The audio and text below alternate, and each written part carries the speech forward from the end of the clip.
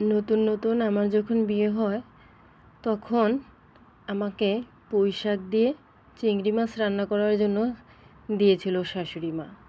তো আমি কী করলাম, পুঁই শাকটা যেভাবে ভাজি করে ঠিক সেভাবে নুন পেঁয়াজ দিয়ে আমি শাকটাকে সিদ্ধ করে নিলাম। সিদ্ধ করার পরে আমি চিংড়ি মাছটা কী করলাম, তেলের মধ্যে চিংড়ি মাছটা ছেড়ে আর হলো একটু নুন দিয়ে ভালো করে ভেজে নিলাম। হলুদও কিন্তু দেইনি, যেহেতু পুঁই শাক দিয়ে রান্না করব, হলুদ দিলে আবার অন্যরকম হয়ে যাবে। তো কি করার, সেইভাবে আমি মাছটাকে ভেজে তারপর পুঁই শাকগুলো আমি মাছের মধ্যে দিয়ে দিলাম, চিংড়ি মাছের মধ্যে। হয়ে গেল আমার চিংড়ি মাছ রান্না। এরপর আমি যখন রান্নাটা সেরে আমি খাবারের জন্য সার্ভ করলাম শাশুড়িকে, তখন শাশুড়ি দেখে বলল, বৌমা এটা কি রান্না করেছ? কেন আম্মা, এটা তো চিংড়ি মাছ দিয়ে পুঁই শাক রান্না করেছি। পুঁই শাক দিয়ে চিংড়ি মাছ এইভাবে রান্না করে? কেন, এইভাবেই তো রান্না করে।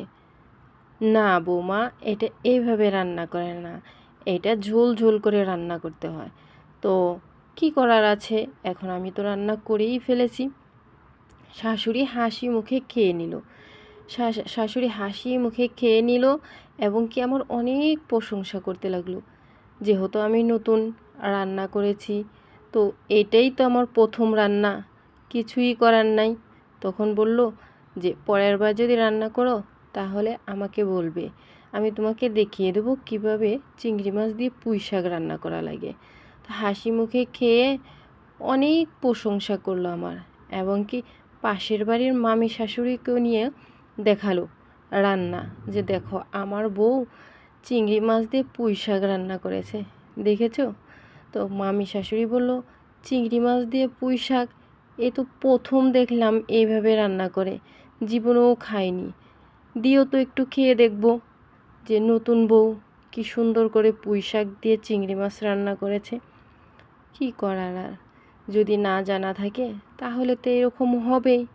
তো জীবনের প্রথমেই আমি ফার্স্ট বোধহয় ওইভাবেই চিংড়ি মাছ দিয়ে পুঁই শাক রান্না করেছিলাম। আর এখন আমি কত কিচ্ছু রান্না করি, কত আইটেমের রান্না করি, গোশ মাছ, চিকেন ফ্রাই, অনেক ধরনের রান্না করি। কিন্তু তখন কিন্তু কিছুই বুঝতাম না, খেতে পারতাম কিন্তু বুঝতে পারতাম না যে কী দিয়ে কীভাবে রান্না করা লাগে। তো কি করার, যারা নতুন নতুন বিয়ে হয় তাদের প্রথমে এরকমই হয়, আর যদি না দেখিয়ে দেয় তাহলে তো আর কোনো কথাই নাই, সব কিছুই গুলমাল হয়ে যায়।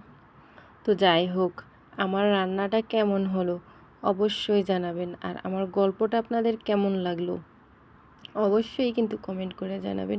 আল্লাহ হাফেজ।